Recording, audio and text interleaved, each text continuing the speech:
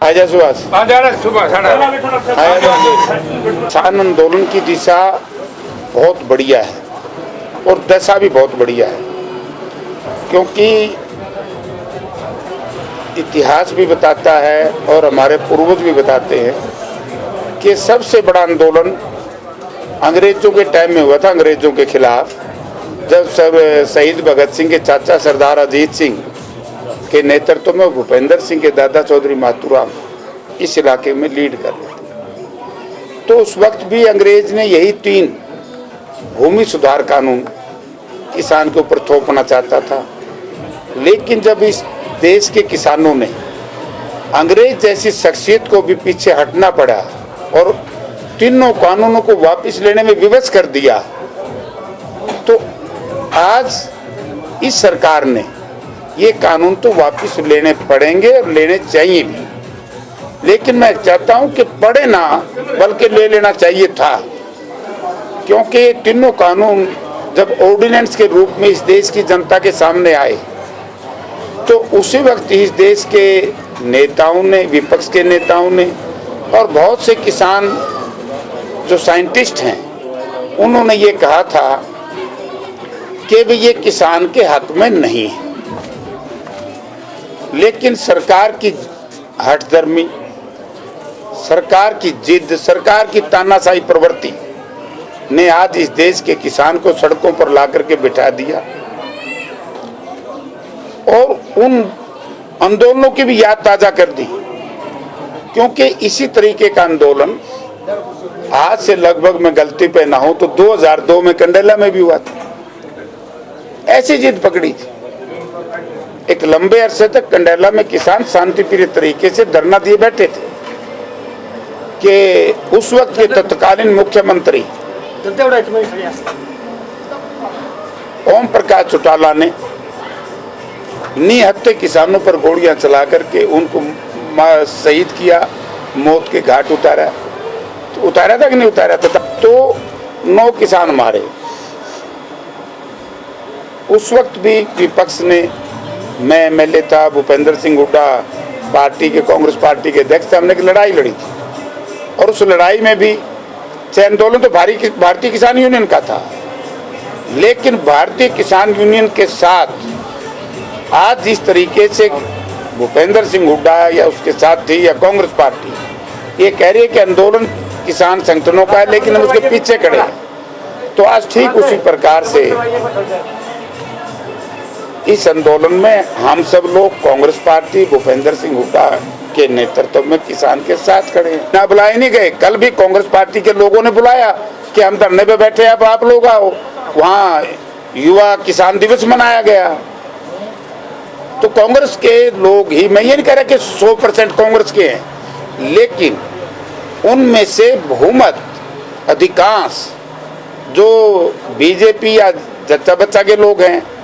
वो तो जा ही नहीं रहे, या तो कांग्रेस के लोग जा रहे हैं या कोई दूसरी पार्टी के, या कहीं से एक आध आस्था है दूसरी पार्टियों में, वो भी जा रहे हैं, वामपंथी मोर्चे के लोग भी जा रहे हैं, तो कांग्रेस के बहुत लोग जा रहे हैं। जब 26 जनवरी को किसानों के साथ अन्याय किया, हरियाणा की पलवल की पुलिस ने जिस तरीके से निर्दोष किसानों के ऊपर पलवल में लाठियां चलाई, उनके ऊपर झूठे मुकदमे दर्ज किए, और इसी तरीके से गाजीपुर में, टिकरी में, बल्कि हमारे कैथल जिला के 3 नौजवान बच्चे जो निर्दोष हैं आज भी तिहाड़ जेल में बंद हैं। तो उस दिन सबसे पहले 27 तारीख को अगर गए हैं तो दीपेंद्र सिंह सांसद, जयप्रकाश और प्रताप सिंह बाजवा सबसे पहले हम ही बॉर्डर पे गए थे। गाजीपुर सुबह ही हम गए थे, तो इसलिए लड़ाई हम सब लड़ रहे हैं, लेकिन इस सारे आंदोलन का नेतृत्व इसलिए इसकी एक खूबसूरती है, ये कंप्लीट नॉन पॉलिटिकल है, कंप्लीट किसान संगठन इसको चला रहे हैं, ये इसकी खूबसूरती है और यही एक जीत का कारण। राजनीतिक दखलंदाजी होती तो हो सकता था कि पॉलिटिकल हो जाता तो इतने लोग नहीं। और आज तो किसानों का आंदोलन थोड़ा ही है, आज तो ये जन आंदोलन बन गया और ये पूरे देश में है। आज से 5 दिन पहले कर्नाटका के चीफ मिनिस्टर येदियुरप्पा ने चिट्ठी लिखी है कि एपीएमसी अगर खत्म कर दी गई, सबसे ज्यादा जो हरर की मंडी है उसमें बहुत बड़ा नुकसान होगा। और इसीलिए कर्नाटका सरकार ने समय रहते जो उसके ऊपर आड़ थी 2% की बजाय 50 पैसे रखनी पड़ी। और कर्नाटका के चीफ मिनिस्टर का बयान आया कि भाई इससे तो बेरोजगारी बहुत बढ़ जाएगी, हमारी लड़ाई क्या है। अब बार बार ये कहते हैं कि भूपेंद्र सिंह हुड्डा की जो कमेटी की रिकमेंडेशन हम लागू कर रहे हैं। भाई भूपेंद्र सिंह हुड्डा की रिकमेंडेशन को आप मिसप्लीड कर रहे हैं जनता के सामने। हमारे सांसद दीपेंद्र ने स्पष्ट शब्दों में वो कॉपी आपने भी अगर देखी हो, राज्यसभा में प्रधानमंत्री जी बैठे थे, गृह मंत्री जी बैठे थे, कृषि मंत्री जी बैठे थे, उन्होंने कहा कि ये कॉपी है, उसमें ये है कि एपीएमसी को स्ट्रेंथन करना, मजबूत करना, और जो प्राइवेट प्लेयर हैं ये अलग मंडी बनाने की बजाय इन्हीं मंडियों में आए। और हमारी भी मांग यही है, किसान की मांग क्या, हमारी किसान की मांग यही है, हमारी मांग यही है कि वे एपीएमसी को खत्म ना करो और प्राइवेट प्लेयर, मैं मानता हूं कि प्राइवेट प्लेयर आए उससे किसान को लाभ होगा, लेकिन प्राइवेट प्लेयर एपीएमसी से बाहर क्यों आए, वो भी एपीएमसी के दायरे में आए। एपीएमसी के दायरे में आएंगे तो मंडी से जो मार्केट फीस है उसका एचआरडीएफ, हरियाणा ग्रामीण रूरल डेवलपमेंट का पैसा उससे आता है, लोकल बॉडीज का पैसा उसमें से आता है। तो हमारी ये गलियां, गांव का विकास ही कैसे संभव होगा। तो जो इन्होंने एक्ट बनाए हैं इसमें एपीएमसी तो है, लेकिन एपीएमसी से बाहर जो टैक्स है वो नहीं है। तो स्वाभाविक है कि जब टैक्स बाहर नहीं होगा,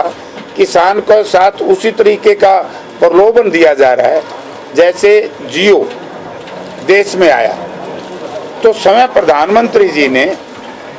एमटीएनएल के मुकाबले में जियो की टीवी के ऊपर इलेक्ट्रॉनिक्स मीडिया के सामने खुद